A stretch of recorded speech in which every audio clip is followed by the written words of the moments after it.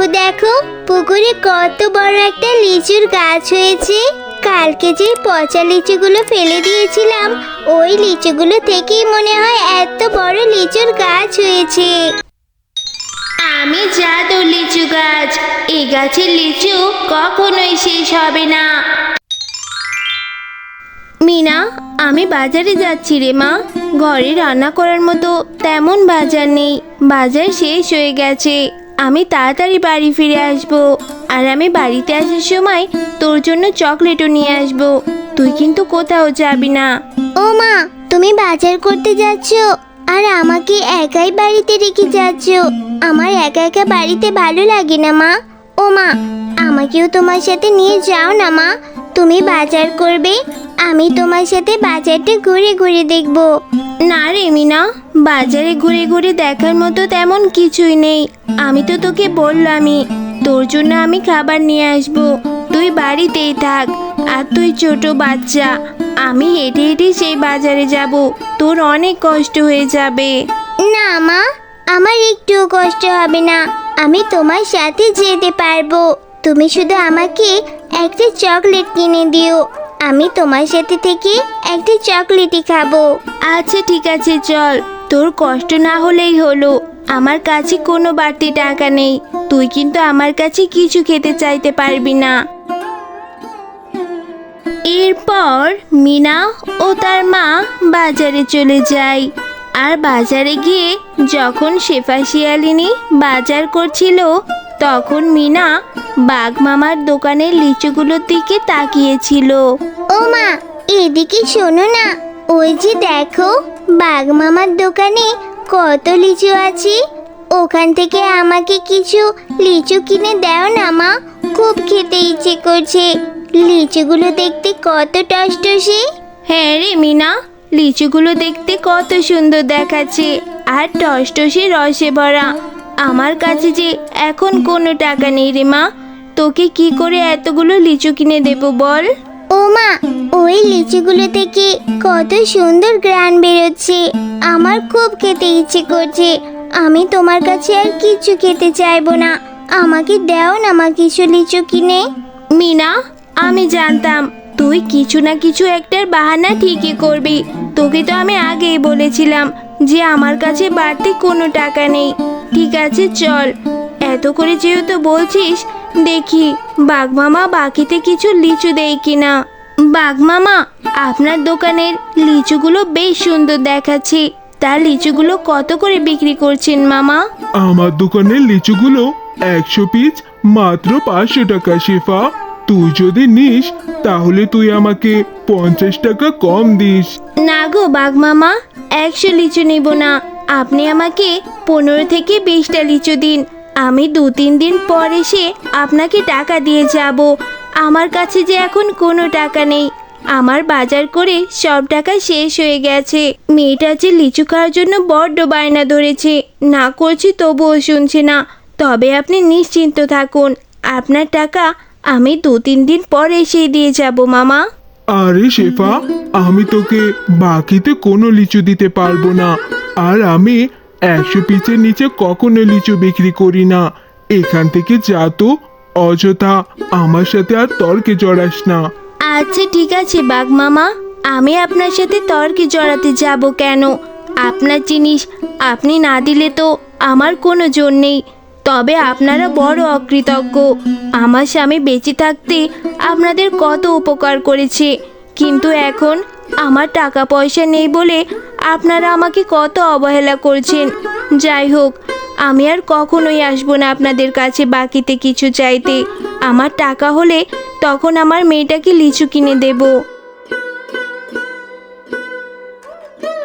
ও মা, তোমার রান্না করতে আর কতক্ষণ লাগবে? আমার যে খুব খিদে পেয়েছে, খিদে পেটে চোচো করছে।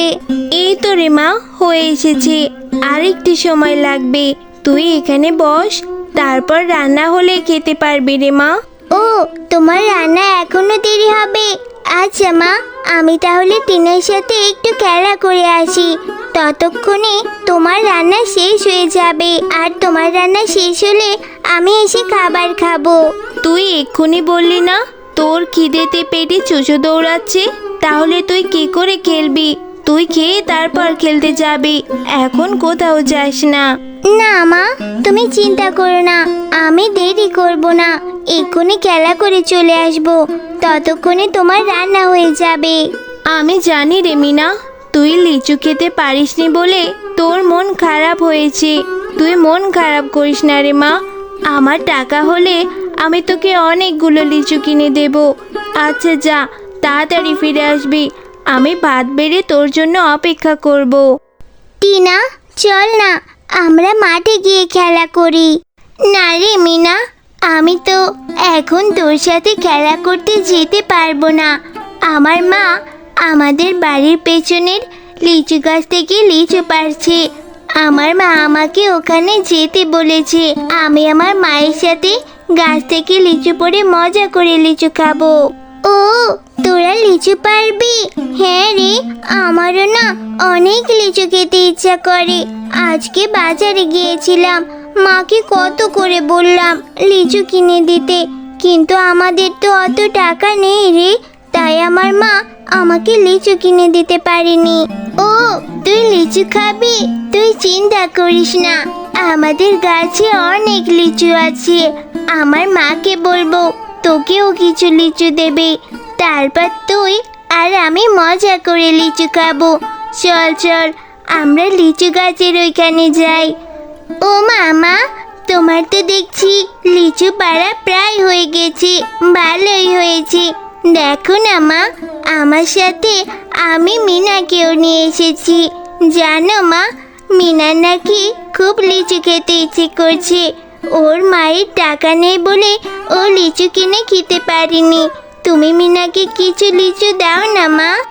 আরে টিনা, তুই আবার এই গরিবটাকে সাথে নিয়ে এলি কেন? তোকে তো একাই আসতে বলেছিলাম, এই ছোট লোকটাকে সাথে নিয়ে এসেছিস।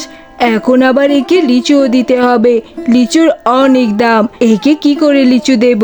ও মা, তুমি এভাবে কেন কথা বলছো? ওরা গরিব হতে পারে, কিন্তু মিনা ও মিনার মা অনেক ভালো। জানো, মিনাদের বাড়িতে গেলে মিনার মাও আমাকে কত খাবার খেতে দেয়। দাও না মা, একটা লিচুই দাও ওকে। আরে হ্যাঁ, সেটাই তো বলছি, ওরা যদি গরিব হবে তাহলে এত দামি ফল কেন খেতে হবে? ওরা কম দামি ফল খেলেই তো হয়।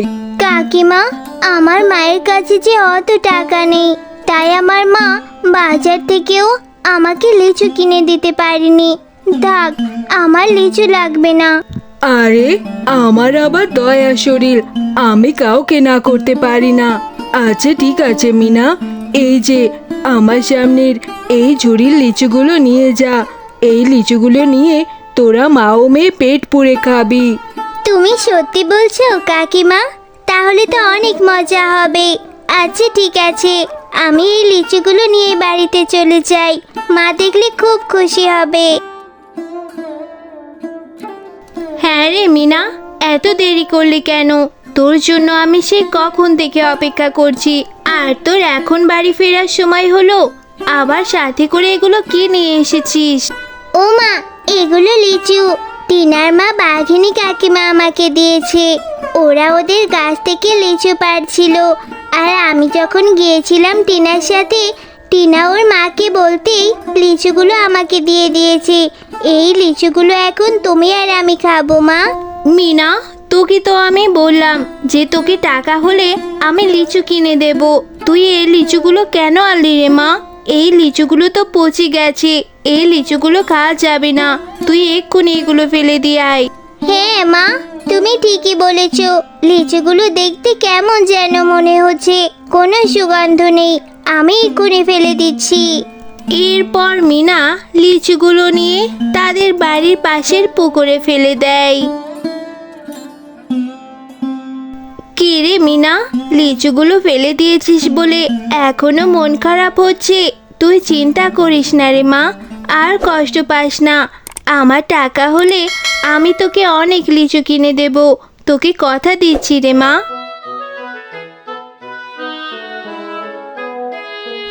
মা, দেখো দেখো, পুকুরে কত বড় একটা লিচুর গাছ হয়েছে, কালকে যে পচা লিচুগুলো ফেলে দিয়েছিলাম ওই লিচুগুলো থেকেই মনে হয় এত বড় লিচুর গাছ হয়েছে। মিনা, আমি জাদু লিচু গাছ। তোমরা মাও মেয়ে অনেক ভালো। এখন থেকে এই গাছের লিচু তোমরা বিক্রি করতে পারবে আর ইচ্ছা মতো লিচুও খেতে পারবে। এই গাছের লিচু কখনোই শেষ হবে না। জাদুর লিচু, লিচু তো দেখছি আবার কথাও বলে। নিশ্চয়ই আল্লাহ আমাদের উপর দয়া করেছে। এখন থেকে আমার মেয়েটা রোজ রোজ লিচু খেতে পারবে। হ্যাঁ মা, দেখো এই জাদুর লিচুটা কত সুন্দর, আমার সাথে কথাও বলছে। ভালোই হয়েছে, আমার কথা বলার মতো একটা বন্ধু হয়েছে। আর এখন থেকে আমরা এই লিচুগুলো খেতে পারবো আর বাজারে বিক্রি করলে আমাদের কষ্টও শেষ হয়ে যাবে। বন্ধুরা, গল্পটি যদি ভালো লেগে থাকে চ্যানেলটিকে সাবস্ক্রাইব করে দাও আর পাশে থাকা বেল আইকনটিতে প্রেস করে আমাদের পাশে